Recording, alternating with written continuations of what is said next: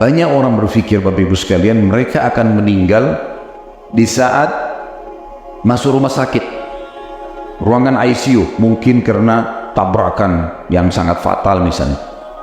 Padahal sebenarnya kalau kita lihat realita lapangan, berapa banyak ruangan ICU di rumah sakit? Hitungan jari, 1, 2, 3. Teman-teman dokter sini mungkin lebih tahu, tapi sedikit. Atau pertanyaan lebih lanjut, mana lebih banyak? Orang yang sedang berobat di rumah sakit, yang dirawat, yang mungkin orang berpikir dengan sakit mereka bisa lebih cepat meninggal, mana lebih banyak? Itu jumlahnya atau orang yang lula-lalang di depan rumah sakit? Tentu jawabannya lula-lalang kan?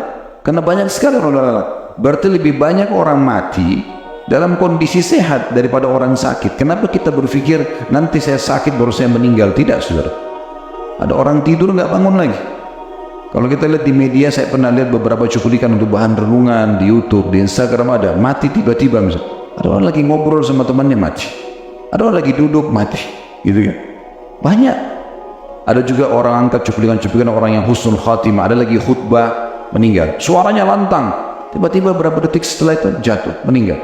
Ada juga orang yang lagi mabuk, lagi buat maksiat di tempat maksiat, lagi gembira-gembira sama temannya, jatuh, meninggal. Begitulah ajal kalau datang seketika. Oleh karena itu hati-hati, kita yang harus menentukan jalan kita, teman-teman sekalian. Tidak boleh kita lalai ini, karena nanti apa yang sudah kita kerjakan di sini kita akan tuai nanti di sana, kita akan dapatkan di sana, baik atau buruknya. Cuma kelebihannya kita harus syukuri poin ini. Allah Subhanahu wa Ta'ala memudahkan satu kata kunci yang luar biasa buat kita, yaitu taubat.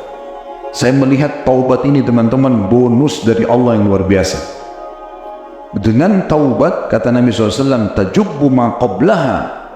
Taubat akan membersihkan semua kesalahan yang lalu, dan itu juga hitungan detik, asal orang mau saja. Sebesar apapun dosa yang pernah kita kerjakan, selama kita tutup dengan taubat nasuha, betul-betul kembali kepada Allah. Istighfar itu kan permohonan maaf pada Allah. Seperti kalau kita buat salah sama orang, kita bilang maafin saya. Taubat itu ikrar, kalau saya tidak akan mengulanginya. Jadi kalau astagfirullah wa atubu ilaih, ya Allah maafin saya dan saya janji tidak akan ulangi. Nah gitu. Makanya ditambah dengan nasuha, maksudnya yang benar-benar tulus.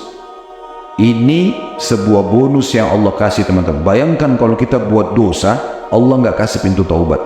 Nanti akan dipertemukan dengan amal soleh kita. Kalau ada orang 50 tahun buat dosa baru taubat, 50 tahun dia buat dosa, kemudian umur 51 dia meninggal, cuma 1 tahun dia buat amal soleh, tentu akan lebih berat dosanya kan? Tapi Allah memberikan kita bonus ini. Di umur 51 tahun kalau dia taubat nasuhan, 50 tahun dosanya bersih semua, tersisa amal solehnya saja. Dan Islam mengajarkan kepada kita agar kita melihat amal orang itu sekarang, ya, bukan yang lalu-lalu. Walaupun misalnya kita ketemu nih sama seorang teman di pengajian, mungkin dulu teman SMP atau teman SMA atau teman kuliah, dia nakal sekali, rusak orangnya, suka ganggu orang, mabuk-mabukan, berzina. Kemudian tiba-tiba kita ketemu di pengajian, jangan heran, karena orang ini dapat hidayah. Dan jangan ungkit-ungkit, kamu kan dulu penjahat, kamu kan dulu pezina, jangan ungkapin itu ya. Kamu nggak salah nih tempatnya di sini misalnya, nggak boleh ungkapin itu. Kenapa? Karena bisa saja dia sudah taubat nasuha, bahkan taubatnya mungkin bisa mengalahkan taubat kita. Pernah ada seorang wanita di Madinah, dalam hadis Bukhari, teman-teman, berzina. Wanita ini punya suami loh, berzina, hamil. Dia ketakutan sekali buat dosa ini. Saking takutnya dia datang kepada Nabi SAW mengatakan, ya Rasulullah, saya sudah berzina, hukum saya rajam karena saya punya suami dan saya hamil dari perzinahan itu. Kata Nabi SAW, kalau begitu kamu lagi hamil, lahirkan dulu, karena bayi itu punya hak untuk lahir.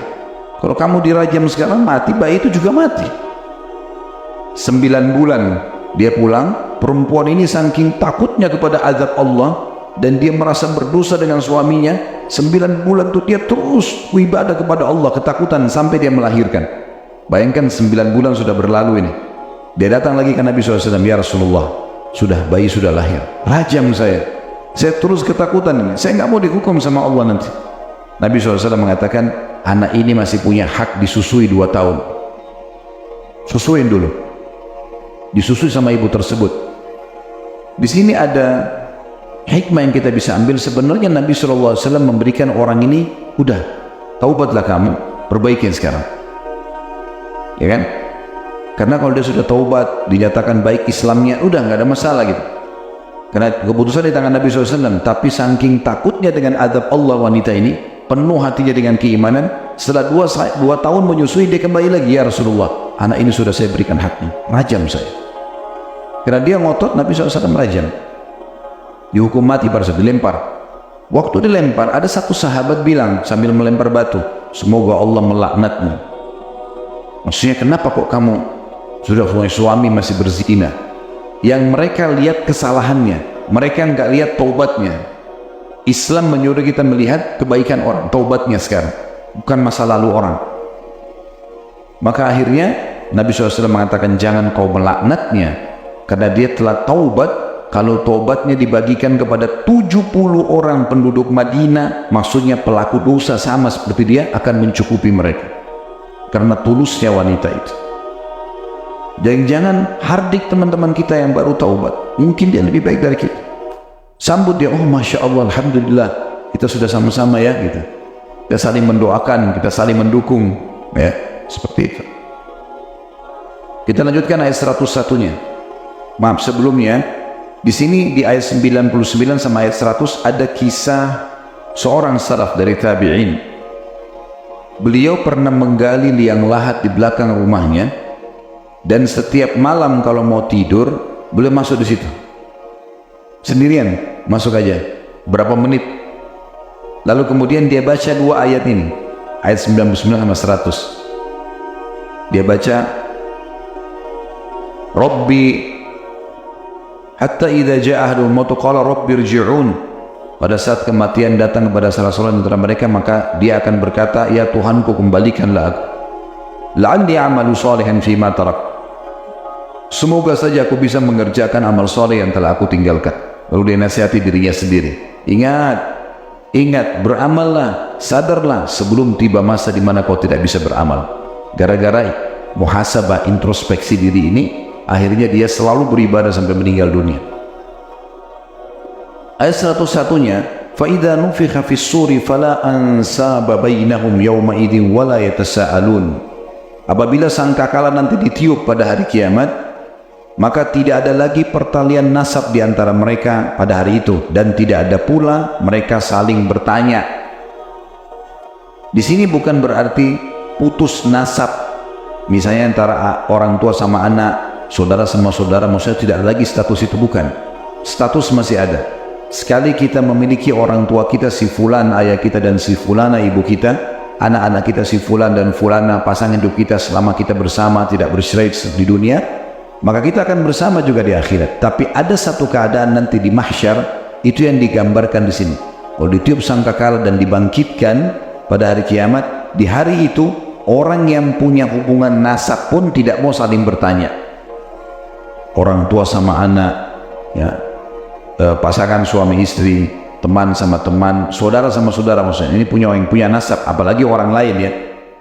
Dalam firman Allah yang lain kan, yauma yafirru mar'u min akhi, pada hari kiamat orang lari dari saudaranya, wa ummihi wa abi, dan ibunya juga ayahnya, wa sahibatihi wa bani, pasangan hidupnya dan juga keturunannya, likulli imri'in yauma idzin sya'nu yughni.